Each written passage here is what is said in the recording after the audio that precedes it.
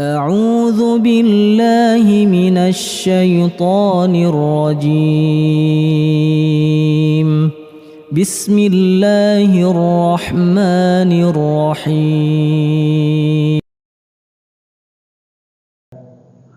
سيدنا ونبينا محمد النبي الكريم وعلى آله وأصحابه ومن تبعهم بإحسان إلى يوم الدين أما بعد سبحانك لا علم لنا إلا ما علمتنا وانفعنا بما علمنا وارزقنا فهم علم. Segala puji dan syukur selalu kita panjatkan kepada Rabb Jalla Jalaluhu, Allah Subhanahu wa Ta'ala, karena atas nikmatnya dan karunia-Nya kita masih diberi kesempatan untuk bertemu dengan tamu yang agung di bulan ini, yakni bulan Ramadan. Allah Subhanahu wa Ta'ala sesungguhnya tidak meninggalkan hamba-Nya. Allah Subhanahu wa Ta'ala tidak meninggalkan hamba-Nya, dan Dia Jalla Jalaluhu menciptakan hamba-Nya, makhluk-Nya, tidak untuk sia-sia atau percuma atau tanpa tuntunan. Allah Subhanahu wa Ta'ala berfirman, "Wa laqad ba'atsna fi kulli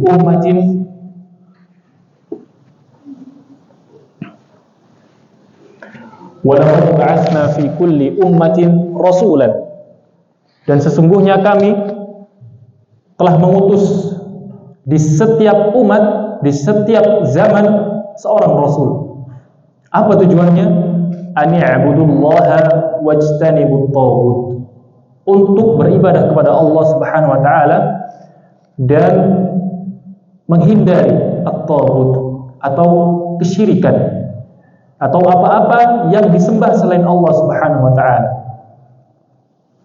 Maka salah satu nikmat yang agung yang Allah Subhanahu wa Ta'ala berikan kepada umat ini adalah dengan diutusnya Nabi Muhammad sallallahu alaihi wasallam. Dan bersamaan dengan itu Allah Subhanahu wa Ta'ala juga menurunkan pedoman hidup, yakni Al-Qur'anul Karim. Allah menurunkan kalamnya untuk menjadi pedoman hidup. Allah Subhanahu wa Ta'ala berfirman di dalam ayat yang mungkin sering kita dengar di bulan ini, Syahrul Ramadan alladzi unzila fihi al-Qur'an, dan seterusnya. Sehingga bulan Ramadan oleh para ulama juga disebutkan atau dinamakan Syahrul Qur'an, Syahr al-Qur'an. Oleh sebab itu, insyaallah ta'ala pada kesempatan yang berbahagia ini kita akan membahas salah satu pembahasan penting yang merupakan cabang dari pembahasan akidah. Yani kita akan membahas Al-Quran, yang mana salah satu dari pokok-pokok dari keimanan seorang muslim. Dan hal ini penting sebelum kita memulai untuk mentadabburi Al-Quran, membaca tafsirnya dan mengetahui apa yang sedang ditadabburi. Karena ketika kita tahu sesuatu yang ada di depan kita yang akan kita tadabburi, maka kita akan mengagungkannya. Allah Subhanahu wa Ta'ala berfirman, "Innama yakhsyallaha min ibadihil ulama."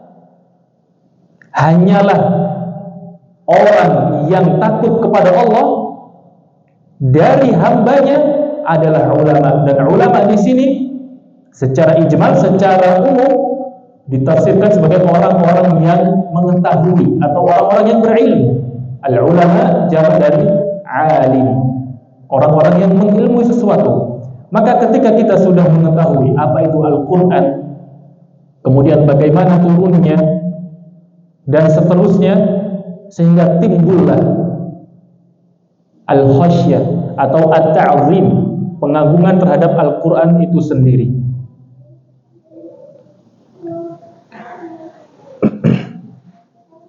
Dan juga dengan mengetahui Al-Quran, kita dapat membendung syubhat yang beredar di zaman kita ini. Perlu diketahui ayuhal ikhwah rahimani wa rahimakumullah, bahwasanya syubhat dikatakan oleh Syekh Abdul Razak Al-Badr itu merusak keimanan kita. Penyakit pada seorang muslim itu ada dua. Yang pertama adalah syahwat, yang mana syahwat ini qadihatun lil qalbi, merusak hati seseorang, merusak iradah seseorang, keinginan seseorang. Apabila syahwat masuk kepada seorang muslim, maka dia akan merusak iradahnya atau keinginannya. Yang kedua adalah syubhat. Adapun syubhat, maka ini akan merusak keimanan kita. Qadihatun lil iman. Ketika syubhat itu masuk menyambar-nyambar hati kita, maka dia akan merusak kesempurnaan iman kita. Dan ketika kita mempelajari Al-Quran, maka kita sedikit demi sedikit akan mengeluarkan syubhat-syubhat, atau kita bisa menolak syubhat-syubhat yang tersebar. Salah satunya adalah syubhat bahwasanya Al-Quran itu bukan kalam Allah. Al-Quran itu tidak disandarkan kepada Allah, maka ini batil. Seperti perkataan kaum kafir Quraisy zaman dahulu, kaum munafikin zaman dahulu. Ketika Allah bercerita, "Idza tutla 'alaihi ayatuna qala asatirul awwalin." Apabila dibacakan ayat-ayat kami, yakni Al-Quran, maka mereka berkata, asatirul awwal, sesungguhnya ini hanya kisah-kisah belaka, kisah-kisah zaman dahulu, kisah-kisah sejarah aja biasa, bukan kisah nyata. Maka ini sangat fatal. Kemudian ikhwatul iman rahimani wa rahimakumullah, pembahasan kita kali ini akan berputar pada 3 pokok. Yang pertama, kita akan membahas apa itu Al-Quran, ma'rifatul Quran. Karena ini penting, setiap muslim harus mengetahui apa itu Al-Quran. Walaupun kita sudah tahu Al-Quran ya mushaf yang kita baca, tapi dengan mengetahuinya secara tafsil, secara ijmal dan tafsil umum dan secara detail, maka kita akan bisa mengagungkan Al-Quran lebih dahsyat lagi. Kemudian yang kedua adalah bagaimana turunnya Al-Quran, yang merupakan pokok dari pembahasan kita. Kaifa kana nuzulul Quran, bagaimana turunnya Al-Quran ke muka bumi ini. Kemudian apabila ada waktu, akan kita teruskan di pembahasan yang ketiga, yakni perayaan yang salah terkait nuzulul Quran. Perayaan yang salah terkait nuzulul Quran. Ikhwati fillah hafizakumullah, kita akan mulai pada pokok pembahasan pertama, yaitu apa itu Al-Quran. Kita ketahui bahwasanya Al-Quran adalah kalamullah, perkataan Allah, hakiki, secara hak perkataan Allah. Dengan itu banyak di luar sana firqah-firqah dhalal atau kelompok-kelompok yang menyimpang, yang mengatakan bahwasanya Al-Quran itu hikayah atau hanya cerita-cerita belaka. Atau ada juga kelompok yang mengatakan bahwasanya Al-Quran itu adalah ibarah anillah, hanya perumpamaan dari apa yang Allah wahyukan, dan ini salah. Maka Al-Quran secara bahasa dinamakan Al-Quran karena dia menghimpun dan dibaca. Menghimpun dan dibaca sesuai dengan firman Allah Subhanahu wa taala di surat Al-Qiyamah, "Inna 'alaina jam'ahu wa Qur'anah." Ketika Jibril alaihi salam sedang mentalqin Nabi sallallahu alaihi wasallam. Ketika itu Nabi, asbabun nuzul dari turunnya ayat ini adalah Nabi mengatakan dia tidak bisa sallallahu alaihi wasallam untuk membaca Al-Qur'an. Kemudian Jibril alaihi salam mengatakan, atau Allah Subhanahu wa taala mengatakan, inna alaina, sesungguhnya kami, jam'ahu wa qur'ana, akan mengumpulkan Al-Qur'an itu dan mentalkinkan kepadamu. Fa idza qara'nahu fattabi' qur'ana, dan ketika kami bacakan Al-Qur'an tersebut, maka ikutilah bacaan tersebut. Menunjukkan bahwasannya Al-Qur'an secara bahasa adalah menghimpun sesuatu dan dibaca. Ayyuhal ikhwah rahimani wa rahimakumullah. Selanjutnya Al-Qur'an juga bersifat atau dimaknai tadammun, menghimpun seluruh buah atau seluruh faidah dari kitab-kitab yang Allah turunkan sebelumnya. Dari kitab-kitab yang Allah turunkan sebelumnya.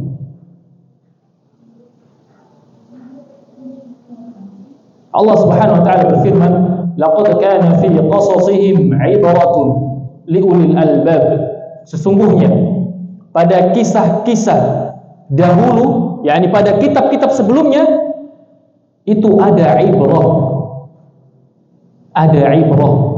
Seperti kisah Hud alaihissalam, kemudian Nuh alaihissalam, semuanya ada ibrah. Ma kana hadithan yuftara, maka kisah-kisah yang ada di dalam Al-Quran yang menghimpun atau buah-buah yang terhimpun di Al-Quran bukanlah kisah-kisah dongeng belaka, walakinna tasdiqal ladzi, akan tetapi itu benar, alladzi baina yadayhi wa tafsilu kulli syai'in, akan tetapi itu benar adanya dan mentafsirkan segala sesuatu yang ada pada kitab sebelumnya. Wa hudan wa rahmatan liqaumin yu'minun, dan merupakan petunjuk dan rahmat terhadap orang yang beriman. Kemudian Al-Qur'an juga disebut Furqan. Disebut Furqan yang bermakna pembeda. Karena kita ketahui bahwasannya Al-Qur'an ini memisahkan baina al-haq wal batil, memisahkan antara hak dan batil, menjadi penerang dan mengeluarkan umat ini dari kegelapan menuju cahaya. Allah Subhanahu wa taala berfirman, Tabarakalladzi nazzala al-furqan ala 'abdihi liyakuna lil 'alamin nadhira. Allah Subhanahu wa taala menurunkan Al-Furqan. Para ulama mentafsirkan Al-Furqan ini adalah Al-Qur'an ala 'abdihi, kepada hambanya, liyakuna lil 'alamin nadhira, sehingga menjadi untuk seluruh makhluknya nadhira, yakni penerang, atau bisa diartikan sebagai nadhira,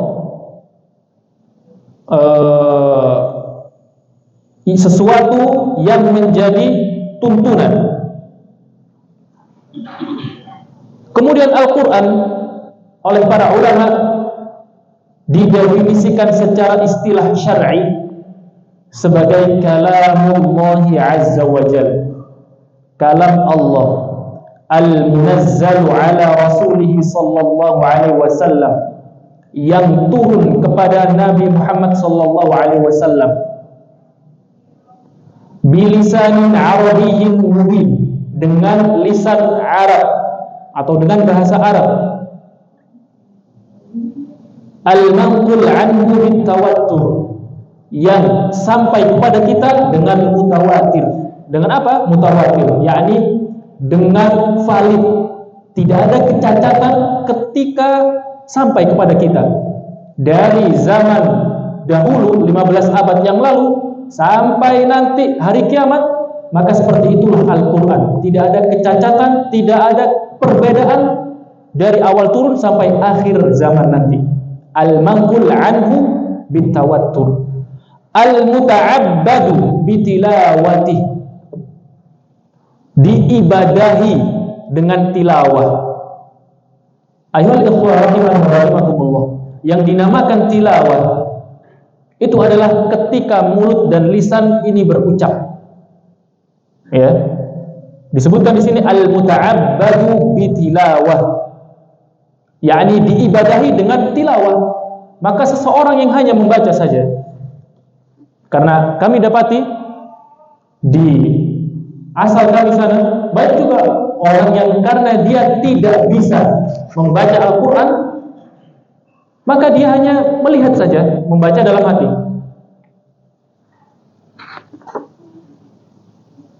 Kalau sudah dibalik halamannya, maka ini tidak dinamakan al-muta'abbad, tidak dinamakan beribadah dengan Al-Quran. Karena beribadah dengan Al-Quran hanya dengan tilawah, yakni mengucap saja, hanya dengan mengucap, walaupun itu dengan suara yang lirih. Misalnya, a'udzubillahi minasyaitonirrajim, bismillahirrahmanirrahim, alif lam mim. Maka ini sudah disebut dengan ibadah. Berbeda dengan hanya membaca tadi, hanya membaca dalam hati. Dibuka halaman selanjutnya, tapi dibaca dalam hati, maka ini tidak disebut dengan ibadah. Adapun ibadah bitilawah, dengan tilawah tadi, sesuai dengan hadis Nabi SAW, khairukum man ta'allama al-Quran wa 'allama, sebaik-baik dari diri kalian adalah yang belajar Al-Quran, yakni belajar tilawahnya dan tafsirnya, wa 'allama, dan mengajarkannya. Maka orang disebut ibadah dengan Al-Quran ketika dia membacanya. Kemudian definisi selanjutnya adalah wal maktub bil fil masahif, dan tertulis di dalam mushaf-mushaf, al-mu'jiz fi lafzihi wa ma'nahu, yang terdapat mu'jizat di dalam lafadznya. Setiap huruf dalam Al-Quran adalah mu'jizat, dan maknanya juga maknanya. Contoh dari definisi ini, al-mu'jiz fi lafzihi wa ma'nahu, adalah ketika antum mencari satu kata di dalam satu surat, contohnya, maka antum tidak akan mendapati kata tersebut di surat yang lain. Gampangnya adalah Al-Kautsar. Kalau antum cari Al-Kautsar di surat yang lain, maka tidak akan terdapat Al-Kautsar, kecuali di surat Al-Kautsar saja. Atau contoh yang lain, Al-Baqarah. Al-Baqarah tidak akan ada di surat yang lain kecuali di Al-Baqarah saja. Adapun di surat yang lain maka disebut Al-Baqarah. Seperti itu. Maka tidak ada makhluk Allah Subhanahu wa taala satupun yang bisa mendatangkan, ya, yang bisa mendatangkan yang semisal dengan Al-Qur'an. Itu maksud dari al-mu'jiz fi lafzihi wa ma'nahu. Kemudian wal mabdu bi suratil Fatihah, yang dimulai dengan surat Al-Fatihah, wal makhtum bi suratin Nas, dan ditutup dengan surat An-Nas. Maka inilah definisi secara syar'i Al-Qur'an. Secara syar'i Al-Qur'an. Al-Qur'an itu adalah kalamullah yang diturunkan kepada Nabi Muhammad SAW dengan lisan Arab yang fasih, al-manqul anhu tawatur, yang diturunkan atau disampaikan secara mutawatir, dan diibadahi dengan bertilawah, yang tertulis di mushaf, yang terdapat mu'jizat di lafadznya dan di maknanya, dimulai dengan surat Al-Fatihah, diakhiri dengan surat An-Nas. Maka inilah definisi dari Al-Quran secara istilahi.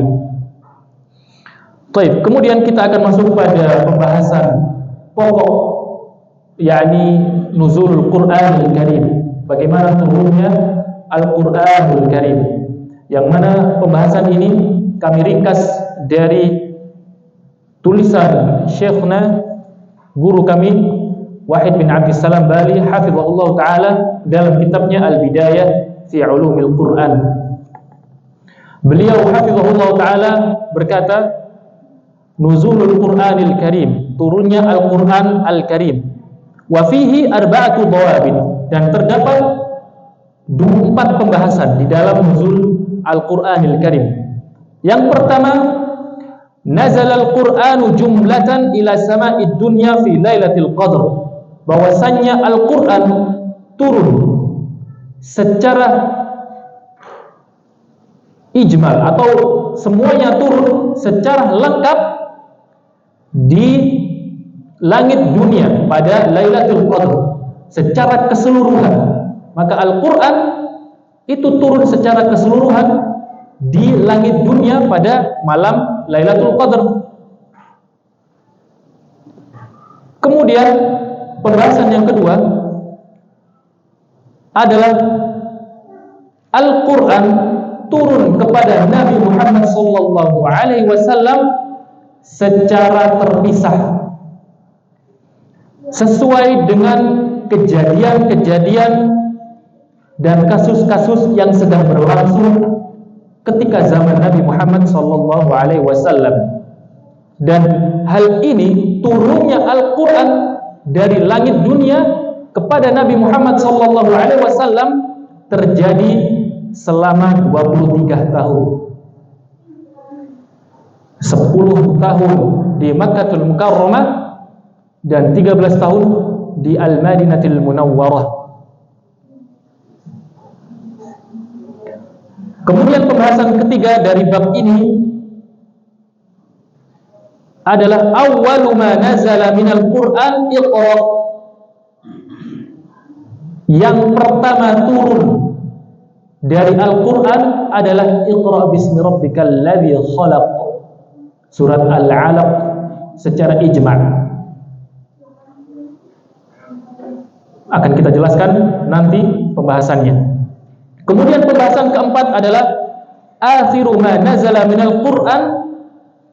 Yang terakhir yang turun dari Al-Qur'an adalah ayat wattaqu yawman turja'una fihi ila Allah.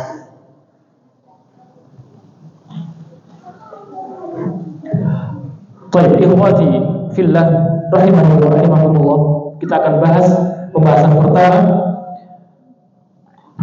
yakni nuzulul Quran. Perlu diketahui ikhwati fillah rahimani wa rahimakumullah, bahwasanya nuzul atau turun adalah perpindahan dari atas ke bawah. Allah Subhanahu wa taala berfirman, wa anzalna minas sama'i ma'an tahura, dan kita turunkan air yang suci lagi mensucikan dari langit dunia.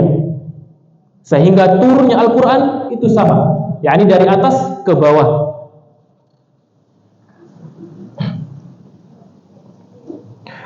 Allah Subhanahu wa taala berfirman, nazala bihi ar-ruhul amin, yakni Al-Qur'an turun kepada Jibril alaihi salam, menunjukkan bahwasannya Jibril alaihi salam yang ditugaskan oleh Allah Subhanahu wa taala untuk menyampaikan wahyu kepada Nabi Muhammad sallallahu alaihi wasallam.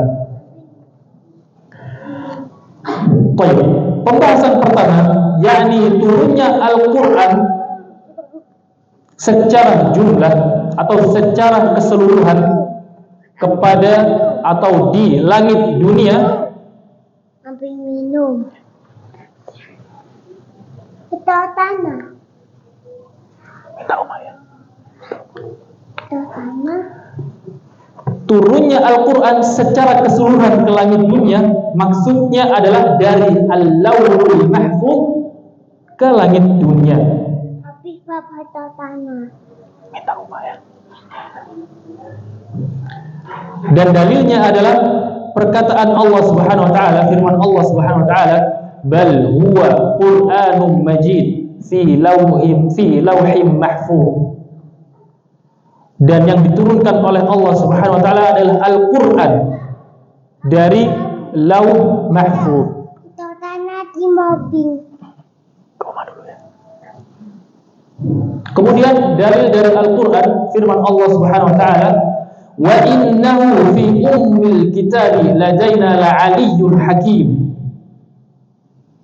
Maksudnya adalah bahwasanya Al-Quran diturunkan seluruhnya sekali dari Lauh Mahfuz ke langit dunia, ke langit dunia.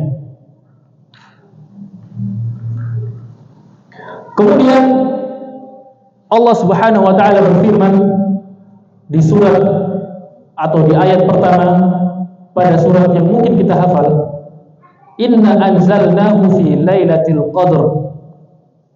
Sesungguhnya kami menurunkan Al-Quran pada Lailatul Qadr. Maksudnya adalah kami turunkan Al-Quran seluruhnya, satu buku, yakni seluruhnya, fi Lailatul Qadr. Dari pembahasan ini dapat kita ketahui bahwasannya pada turunnya Al-Quran yang pertama ini disebut dengan nuzulun maktub, atau turun secara kitab atau secara tertulis, yakni dari Lauhul Mahfuz ke langit dunia. Dan ini belum diperdengarkan kepada Nabi Muhammad SAW.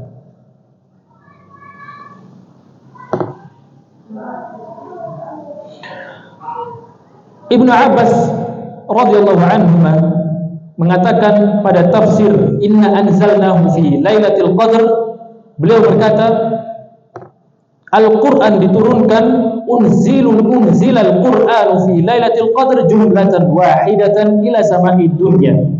Al-Quran diturunkan pada Lailatul Qadr secara keseluruhan kepada atau di langit dunia. Dan Allah Subhanahu wa ta'ala akan menurunkan sesuai dengan kejadian-kejadian yang akan datang. Maka ini disebut an-nuzul tsani, akan kita bahas di pembahasan selanjutnya. Maka kapan atau berapa lama turunnya Al-Quran pada turun yang pertama ini? Allah Subhanahu wa ta'ala berfirman, inna anzalnahu fi lailatul qadr. Sesungguhnya kami turunkan Al-Quran pada satu malam, yakni Lailatul Qadr. Maka kadar atau lama waktu turun Al-Quran pada turun yang pertama ini adalah satu malam saja. Satu malam saja. Dan juga hadis yang dikeluarkan oleh Imam Ahmad di dalam isnadnya dan dihasankan oleh para ulama, bahwasanya Nabi SAW bersabda, unzilat suhuf Ibrahim alaihi salam fi awwali lailatin min Ramadan. Sesungguhnya suhuf Ibrahim diturunkan di awal malam bulan Ramadan. Wa unzilatit Tauratu li sittin madhaina min Ramadan. Dan Taurat diturunkan di bulan Ramadan pada hari ke-6. Wal Injil li 13 khalat min Ramadan. Dan Injil di malam ke-13 atau di hari ke-13.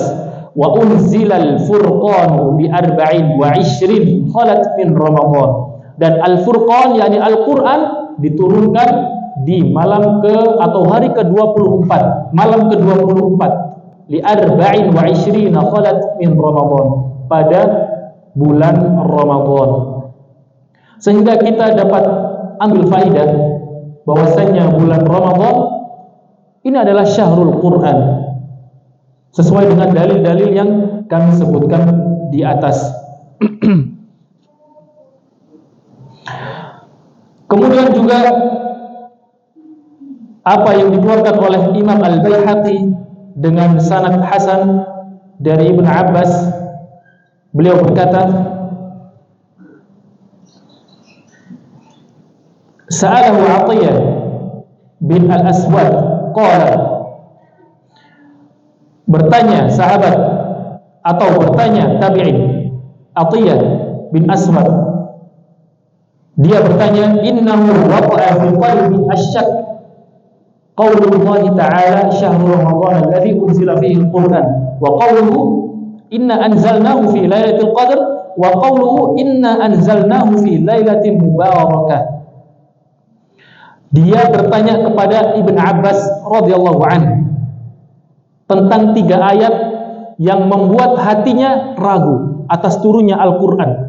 Yang pertama adalah ayat syahrul ramadan alladzi unzila fihi al-Qur'an, bulan Ramadan yang diturunkan padanya Al-Qur'an. Kemudian ayat yang ketiga, inna anzalnahu fi lailatul qadr, sesungguhnya kami menurunkan Al-Quran pada malam Lailatul Qadr. Kemudian ayat yang ketiga, inna anzalnahu fi lailatin mubarakah, sesungguhnya kami menurunkan Al-Quran pada malam yang diberkahi oleh Allah. Beliau bertanya 3 ayat ini kepada Ibn Abbas. Kemudian beliau melanjutkan pertanyaannya, waqad unzila fi Ramadan wa Syawal wa Dzulqa'dah wa Dzulhijjah wal Muharram wa Rabi'. Wahakadha. Maksudnya adalah bahwasanya Al-Quran itu diturunkan sesuai dengan kejadian. Maka apa maksud dari ini tadi? Kemudian dijawab oleh Ibn Abbas radhiyallahu anhu, innallaha anzala al-Qur'ana fi Ramadan fi lailatul qadr, sesungguhnya Allah Subhanahu wa taala menurunkan Al-Quran di Ramadan pada Lailatul Qadr, yakni lailatun mubarakatun. Lailatul Qadr itu disifati malam yang diberkahi oleh Allah Subhanahu wa taala secara keseluruhan. Secara keseluruhan. Tsumma anzala ba'da dzalik ala mawaqi'in nujum rusulan fi syuhur wal ayyam. Kemudian Allah Subhanahu wa taala menurunkan kepada Nabi Muhammad sallallahu alaihi wasallam sesuai dengan kejadian-kejadian yang sedang berlangsung dan kebutuhan-kebutuhan Nabi sallallahu alaihi wasallam. Kemudian pembahasan kedua, ayyuhal ikhwah rahimani wa rahimakumullah. Tsumma nazala 'alan nabi mufarraqan. Kemudian Al-Qur'an turun kepada Nabi secara terpisah. Hasbal ahwali wal ahdath, sesuai dengan kejadian-kejadian dan kasus-kasus yang sedang berlangsung. Fi 23 sanatan, dalam kurun waktu 23 tahun.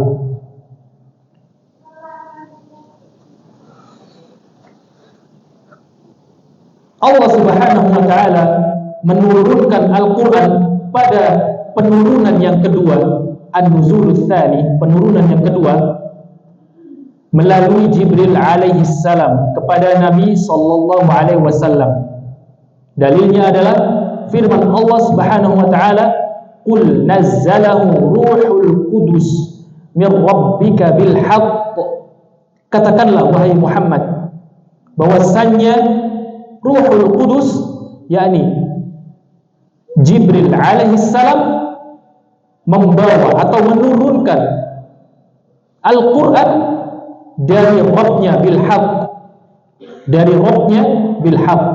Maka Jibril alaihi salam bertalaqi atau mentalqinkan Al-Quran kepada Nabi Muhammad sallallahu alaihi wasallam dari Allah tanpa perantara, ya, tanpa perantara. Maka Jibril alaihi salam mendapatkan wahyu dari Allah tanpa perantara. Begitu pula Jibril alaihissalam mentalqinkan Al-Quran kepada Nabi Muhammad tanpa perantara pula. Allah Subhanahu wa taala berfirman, "Qul man kana 'aduwwan li Jibril fa innahu nazzalahu 'ala qalbika bi idznillah." Katakanlah, barang siapa yang memusuhi Jibril, yang menjadi musuh, yang menolak Jibril, maka sesungguhnya dia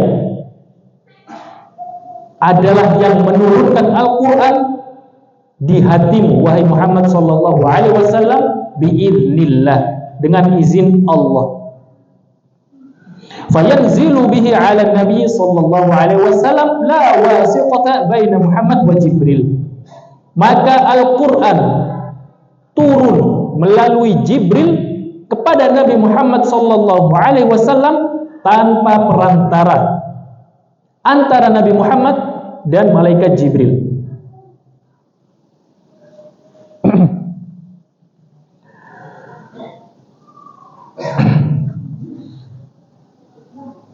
Kemudian di dalam hadis yang masyhur dari An-Nawas bin Sam'an, Nabi sallallahu alaihi wasallam bersabda, apabila Allah Subhanahu wa taala menginginkan untuk menurunkan wahyu tentang sesuatu, maka Dia Jalla Jalaluhu akan berbicara tentang wahyu tersebut. Kemudian langit-langit akan zilzal, yakni akan bergemuruh. Dikatakan ru'ada syadidah, yakni geledek yang sangat dahsyat ketika Allah Subhanahu wa taala akan mewahyukan sesuatu.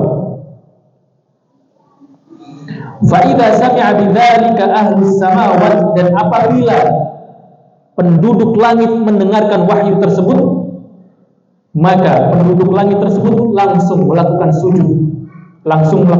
sujud.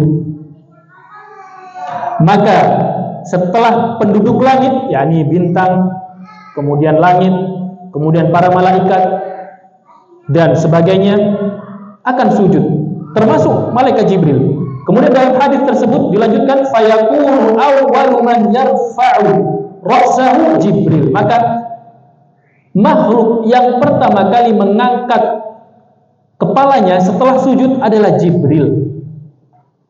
Fayukallimuhu Allahu min wahyihi bima arad. Maka Allah Subhanahu wa taala langsung berbicara kepada Jibril tentang wahyu tersebut. Kemudian Jibril alaihissalam melewati, setelah menerima wahyu tersebut, melewati atau berpergian kepada malaikat-malaikat yang lain.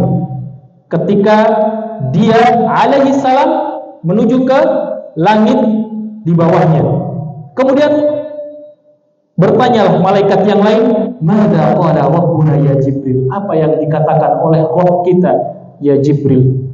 Kemudian dijawablah oleh Jibril, "Qala al-haq wa huwal 'aliyyul kabir." Allah Subhanahu wa taala mengatakan hak, kebenaran, dan Dia maha tinggi dan maha besar.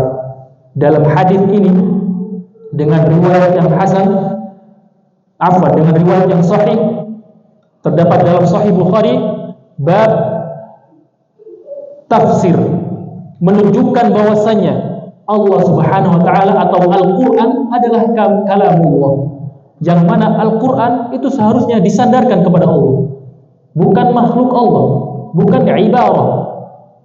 Sehingga ketika seseorang membuat sesuatu, walaupun itu maknanya saja, dan disandarkan kepada Al-Quran, maka itu dia sudah membuat suatu kedosaan. Contohnya, dia mengada-ada terhadap suatu makna saja, kemudian dia sandarkan bahwasanya makna ini atau quotes ini terdapat dari Al-Quran, maka ini adalah suatu kebatilan, suatu dosa yang dia perbuat. Karena Al-Quran kalamullah, sesuatu atau kalam yang harus disandarkan kepada Allah Subhanahu wa ta'ala.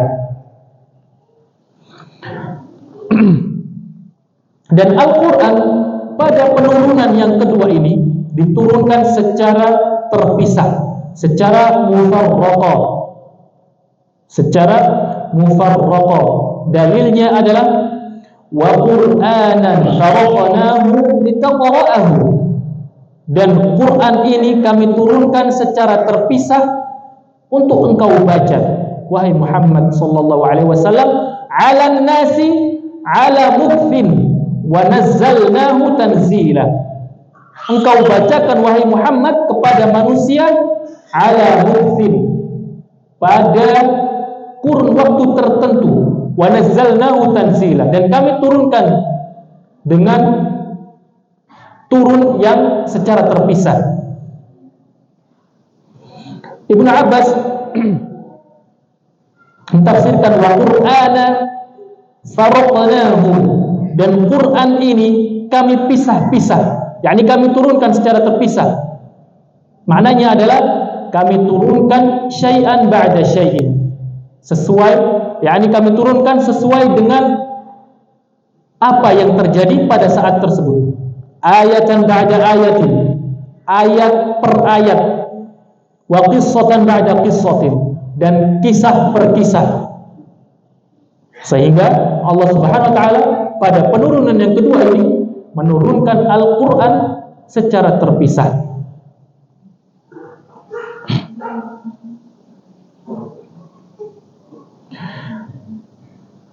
Kemudian dalam firman Allah Subhanahu wa taala pada surat Al-Furqan ayat 32, ketika Allah Subhanahu wa taala menyebutkan bahwasanya terdapat kaum kafir yang menolak Nabi Muhammad sallallahu alaihi wasallam. Kenapa? Karena Al-Qur'an tidak diturunkan secara keseluruhan. Mereka menganggap, kaum kafir ini menganggap bahwasanya Al-Qur'an tidak diturunkan secara keseluruhan. Kemudian Allah Subhanahu wa taala berfirman, wa qala alladziina kafaru laula nuzila 'alaihi al-Qur'anu jumlatan wahidan. Kemudian kaum kafir berkata bahwasanya Al-Qur'an ini tidak diturunkan secara keseluruhan dalam satu malam saja. Kadzalika linutsabbita bihi fuadak wa rattalnahu tartila. Akan tetapi Al-Qur'an ini diturunkan kepada Nabi Muhammad secara terpisah. Kenapa? Linutsabbita bihi fuadak, untuk mentancapkan secara paten pada hati-hati kalian, pada qalbun kalian. Warattalnahu tartila, dan kami tartilkan, kami bacakan Al-Qur'an ini secara tartil. Maka hal ini membantah kaum kafir pada zaman dahulu bahwasanya Al-Qur'an itu tidak diturunkan dalam jumlah wahidah. Akan tetapi Al-Qur'an tetap diturunkan secara keseluruhan dalam satu malam, akan tetapi diturunkan kepada Nabi Muhammad dari langit dunia tadi secara mufarraqah, secara terpisah. Untuk apa? Linutsabbita bihi fuadak, untuk mentancapkan secara paten Al-Qur'an tersebut pada hati-hati kalian. Kemudian perkataan hasbal ahwali wal ahdath. Al-Qur'an, ayat rahimani wa rahimakumullah, diturunkan secara terpisah sesuai dengan kejadian dan kasus yang sedang berlangsung pada zaman Nabi Muhammad SAW. Maksudnya adalah Al-Quran diturunkan secara waqi' yang terjadi, secara kejadian yang sedang terjadi, atau secara sesuai dengan apa yang ditanyakan oleh para sahabat kepada Nabi. Maka Nabi Muhammad SAW menjawab dengan wahyu, yakni dengan Al-Quran. Atau ketiga, diturunkan ketika Nabi Muhammad SAW butuh untuk mentarbiyah dan mentazkiyah ahlul Islam, yakni mendidik para sahabatnya pada saat itu, ketika mensucikan hati-hati para sahabatnya pada waktu itu.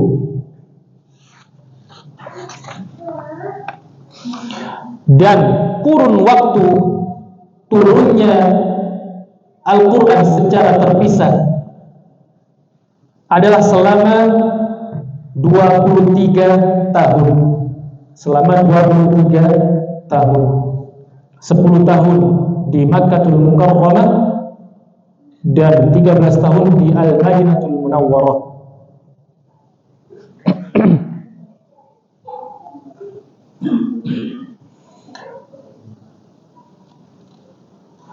Dan terdapat perbedaan al-ikhwan terkait dengan berapa lama Al-Quran diturunkan. Ada yang mengatakan bahwasanya seperti yang kami katakan barusan, Al-Quran diturunkan selama 10 tahun di Mekah, 13 tahun di Madinah. Ada juga yang mengatakan sebaliknya. Maka dikatakan di sini oleh Syekh Wahid bin Abdissalam Bali hafizahullah ta'ala, yang rajih dan yang benar adalah diturunkan di Mekah selama 13 tahun, kemudian di Madinah selama 10 tahun. Dan terdapat hikmah pada perbedaan waktu penurunan di Mekah dan penurunan di Madinah. Salah satu hikmahnya adalah ketika diturunkan di Mekah lebih lama daripada di Madinah, maka Allah Subhanahu wa taala menginginkan agar tauhid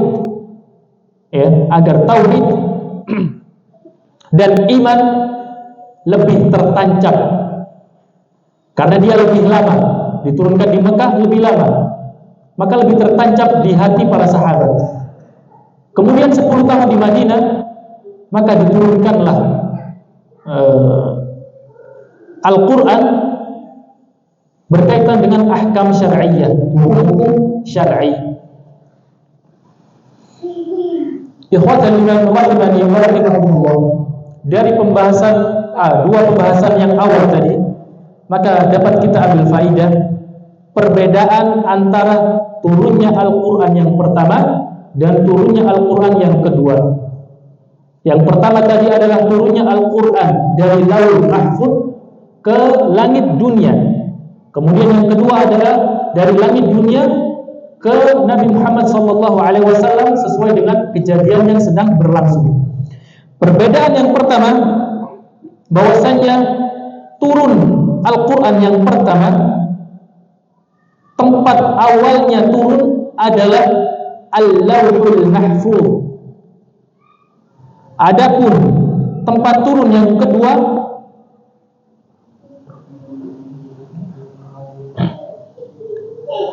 adalah perkataan Allah Subhanahu wa taala kepada Jibril alaihi salam. Perkataan Allah Subhanahu wa taala pada Jibril alaihi salam. Maka turun yang pertama disebut sebagai nuzulun maktubun, turun secara tertulis. Adapun yang kedua nuzulun masmu'un, turun secara diperdengarkan. Turun secara diperdengarkan. Adapun perbedaan yang kedua, an-nuzulul awal, yakni turun yang pertama, berakhirnya pada langit dunia.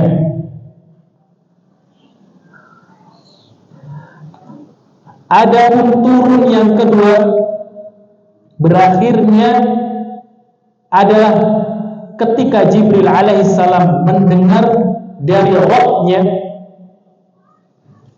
Kemudian Jibril alaihissalam memperdengarkan dan menurunkan Al-Quran di muka bumi pada hati Nabi Muhammad SAW, sehingga akhir dari turunnya yang kedua adalah muka bumi ini. Berbeda dengan yang pertama. Adapun yang pertama adalah langit dunia. Kemudian selanjutnya perbedaannya adalah turun Al-Quran yang pertama adalah turun secara keseluruhan. Karena disebutkan bahwasanya turun yang pertama adalah nuzulun maktub, yakni turun secara tertulis. Maka diturunkan secara keseluruhan di langit dunia. Adapun turun yang kedua, maka turun secara tafsil, secara terpisah. Sesuai dengan apa? Sesuai dengan kejadian yang sudah kami jelaskan tadi. Kemudian kurun waktu turun yang pertama dari Al-Quran adalah satu malam saja, pada malam Lailatul Qadar. Pada malam Lailatul Qadar. Adapun turun yang kedua, maka kurun waktunya adalah selama Nabi Muhammad SAW diutus, yakni 23 tahun, yang mana dirajihkan oleh Syekh Wahid bin Abdissalam Bali 13 tahun di Makkah, 10 tahun di Madinah. Kemudian pembahasan yang ketiga, ayyuhal ikhwah rahimani wa rahimakumullah, adalah awal ayat yang turun dari Al-Quran adalah surat Al-Alaq dengan 5 ayat pertamanya. Iqra bismi rabbikal ladzi khalaq, khalaqal insana min 'alaq, iqra wa rabbukal akram, alladzi 'allama bil qalam, 'allamal insana ma lam ya'lam. Dan dalilnya adalah hadis Nabi sallallahu alaihi wasallam dari Aisyah radhiyallahu anha.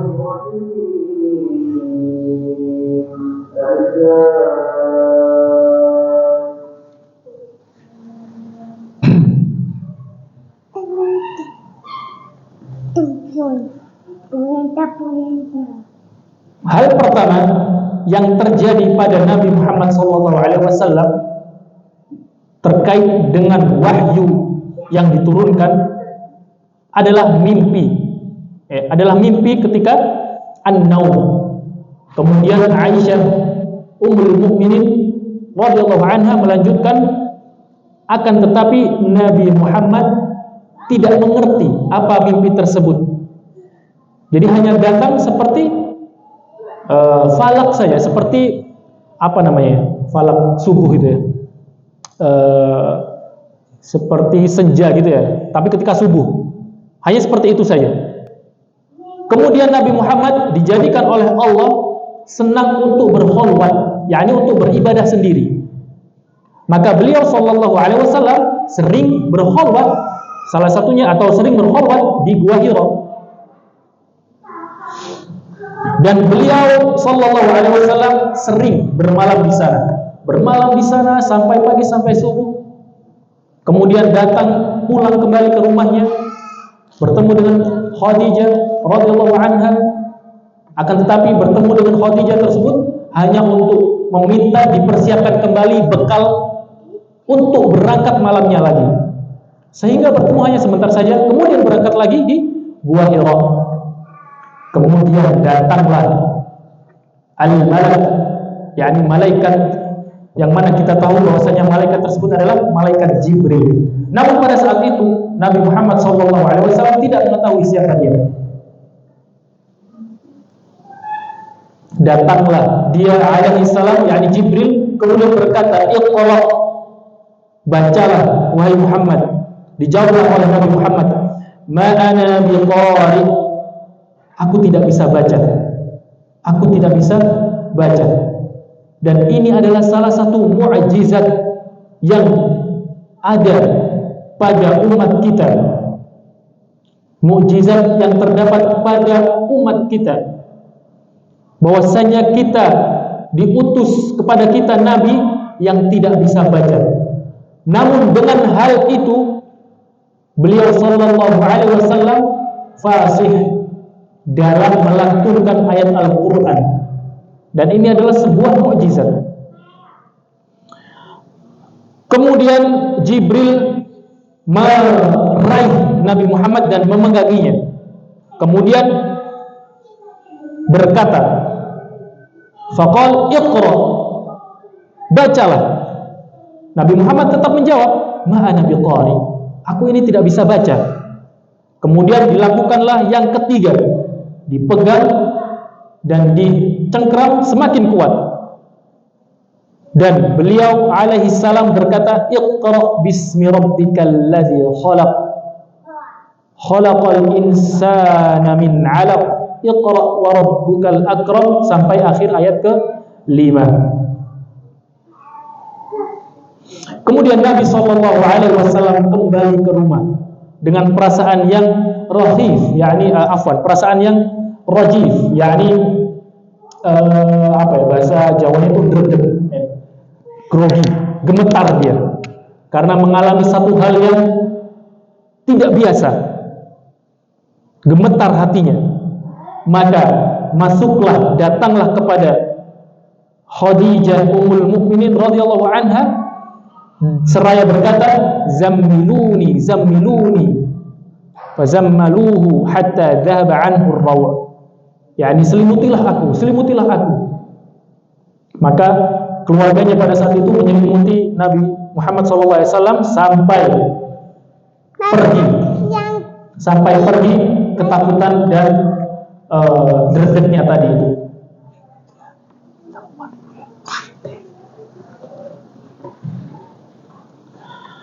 Maka itulah kisah pertama kalinya turun surat Al-Alaq atau awal yang diturunkan dari Al-Quran, yakni surat Al-Alaq dengan 5 ayatnya.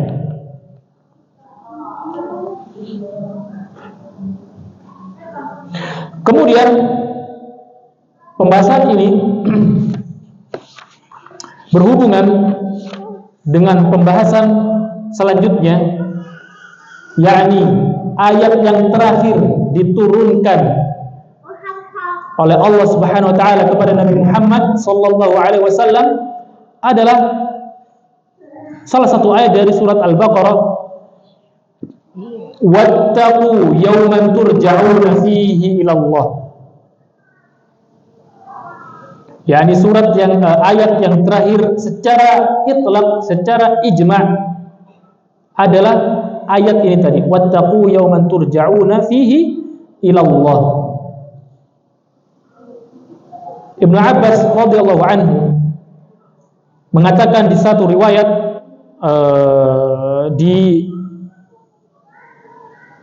disahihkan oleh Bukhari di dalam kitab tafsir, maksudnya adalah ayat yang turun ini adalah ayat tentang riba.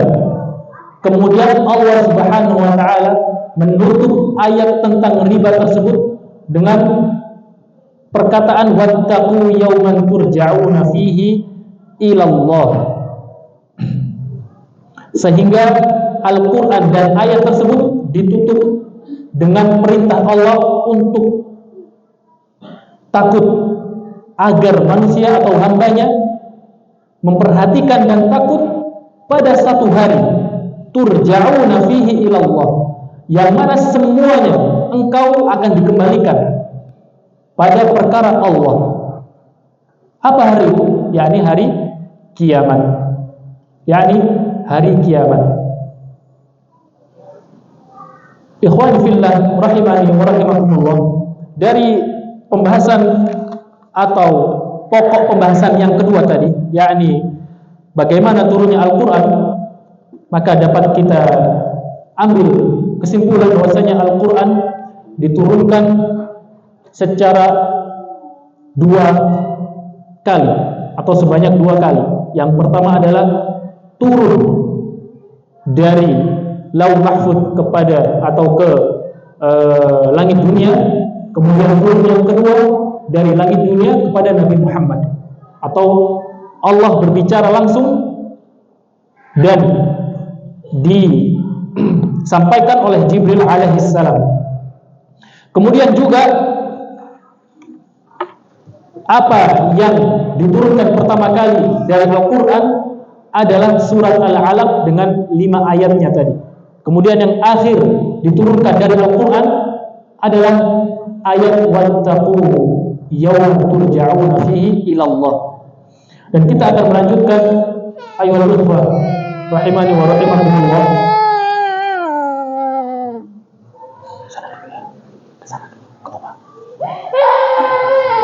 Kita akan lanjutkan pembahasannya pada pembahasan yang tak kalah penting, ay ihtifalat al-batilah, perayaan-perayaan yang salah terkait nuzulul Quran.